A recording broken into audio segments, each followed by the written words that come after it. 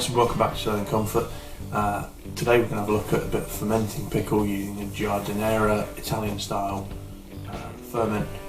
Any leftover veg you've got in the kitchen really can go into this. It's more about the technique here than anything else. So we're going to start off with a bit of chopped up celeriac, and this is where I really like this method of preserving as part of a mindfulness exercise, because you get to do these really great repetitive activities. You get to take your time, be careful over how you're chopping things, what size you're chopping them into. You get into that kind of flow that's almost meditative really as you're doing that. So this is half a celeriac I've got left over. I've just taken the peel off it, as you can see, and I'm now riddling through it into matchsticks. Really, it's a case of the harder the vegetable that you're pickling, the smaller the pieces that you want it in, and the softer the vegetable, the larger the pieces. So move on now to some outer leaves of a cabbage that are just starting to go a little bit yellow. Just checking them over and picking around the edges for any bits that I don't like the look of, and they can go into the compost bin. And then I'm just going to quickly chunk off the thickest end of the stalks, slice the thicker end of the stalks finally, and then I'm going to roll into like a cigar sort of shape and shred through those to go into the pickle.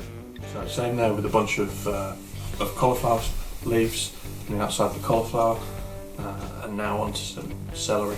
I've got the leaves out of the middle of the celery, which really are a massively flavourful bit. I'm rescuing those whole because I don't want to shred them too finely. They're going to go straight into the bowl, and then finally chop the celery top to bottom, and you can really go right the way down to the root, core and all in this one. Celery is a really key component of flavouring the Giardinera here. Have some onions, because what would it be without, what would a dish be without onions? Just going to chunk them up roughly and pop them into the bowl. So make sure to separate the different segments out. There we go. A couple of carrots. Normally I'd leave the peel on these, but these ones have been sat. And the peel's not looking so hot, so I'm just going to whip the peel off quickly, top and tail them, and then cut them into rounds. Again, thinking about the same thickness as I was doing the batons of the celeriac, so that they're going to pickle in about the same time frame. Okay, a few tomatoes here. I've got a couple of the larger tomatoes. All I'm going to do is just quarter them and de-seed them. As you can see here, de-seeding them, just use your thumb to push the seeds out after you've taken the core out. Dead easy. Really is the fastest and easiest way to de-seed a tomato. So just core out with your knife, back of the thumb in there, and straight out. As you can see, slips out dead easily. Perfect. So I'm just going to rattle these quarters of the tomato, these petals as I call them, into 2 or 3 pieces each, into the bowl, and then onto some cherry tomatoes.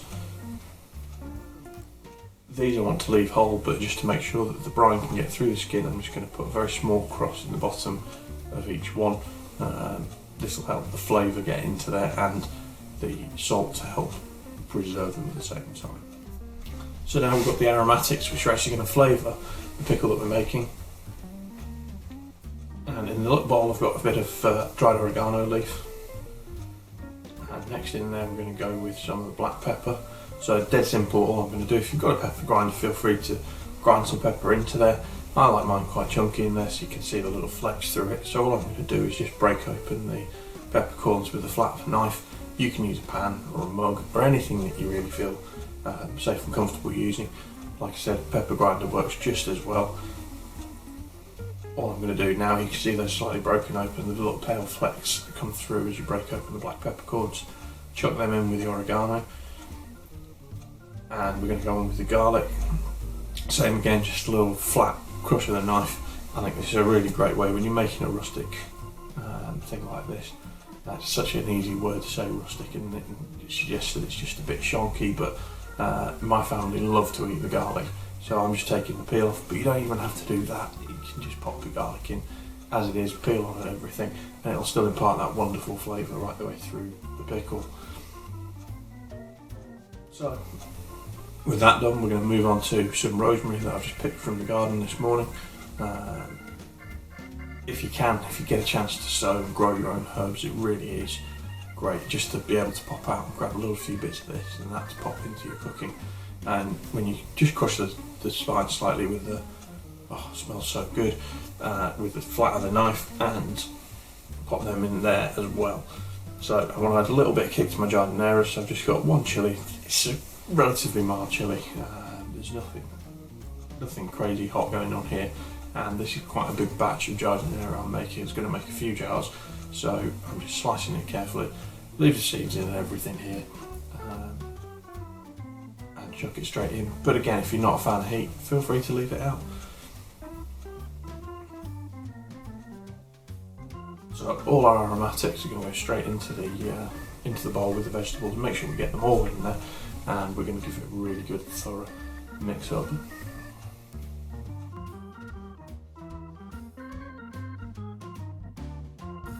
So onto the technical bit now. We've got our jar, we've weighed our jar, and we're going to start filling it with vegetables. Make a note on your phone or write down somewhere how much the jar weighs.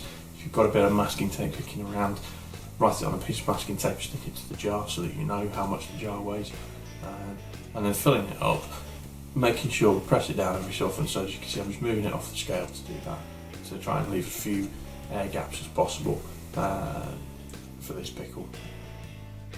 So I'm going to fill it right up to the top, and then we're going to make ourselves a brine. So fill the rest of the jar up with water. Use filtered water. Boil the water that's been left to go completely cold, or water that's been left out overnight so that the chlorine comes out of it. These are definitely the best ways to make pickles. The chlorine and the other things you put in the water can affect your pickling. We then weigh the jar again. We've got a total weight of the jar, the vegetables and the water, and we're going to take away the weight of the jar from that. In this case it's quite handy, it comes to just over 1,000 grams or a kilo, and we need 2.5% of the weight of salt. So like a kilo, that's 25 grams. I've put the calculations in the comments below, so please feel free to check them. Also, if you'd like a slightly different way of doing it, Mike over at Pro Home Cooks has got a brilliant video about fermentation, and he's come up with a really cool method for doing it. It particularly works really well if you've got different jars and different sizes and lots of things going on. So check out the link up there and go and see that. We're then going to seal the jar up and leave it for 4 or 5 days at room temperature, and we'll come back to it and have a look and see what's going on with it then. So we're back here with our jar of pickle, and let's open it and see. Watch for the bubbles as I open this. This will show what's going on with that. We've got a great release gas there, and those bubbles are just the CO2 building up. If you've not got a jar like this with a clip top, you want to just keep an eye on it, and if it's particularly warm, you want to maybe release that pressure every couple of days, every day or two. But you can see by looking at the lid of the jar, particularly if you've got the jars with the little buttons in the middle of the top to tell whether it's been opened or not, they are really good for this because you can see if they're under pressure or not. Thanks very much again for watching this video. Like I said, I love this fermentation process as part of the considering mindfulness when you're thinking about cooking. You get a chance to get into a flow in the kitchen, chopping the veg. You need a daily checking of the ferment to see how it's getting on. You feel like you're nurturing something, and for what is a relatively very small amount of time put in, you get a really long payout. These ferments keep you going for weeks and weeks, as well as being fantastically healthy for you. If you're interested in doing more fermentation or interested in the whole mechanics of it, I really recommend you read The Art of Fermentation by Sandor Katz. I'll put a link in the description to our affiliates program below, and please feel free to use that link. But definitely look up Sandor Katz and have a look at what he's doing. It's amazing stuff, and he really is an absolute master in the art of fermentation. Thanks very much for watching. See you again soon.